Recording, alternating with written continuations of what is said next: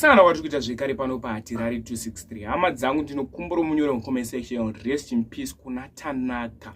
Zorora murugare tasina tarisiro izvi tandisingazvifungire kuti mwana uyu achatisiya nenzira yakaita sei. Kana ngo chiri munyowa ne first time yekuti bata muzuva ranhasi. Chandinokukumbira nje kuti usubscribe. Ndini nyowa Hatirari nchange nchikutsvagirai news updates ezvizvi zviri kuitika munyika yedu yeZimbabwe. Ndinokumbura zvekare miise like pa this video. Yando ine zvemuzuva ranhasi inyaya iyo yakaitika kwekwe.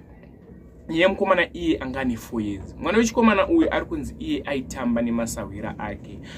Vari pakati pekutamba, vabereki vemwana uyu vaisaziya kuti ndo situation yavachapindana nayo.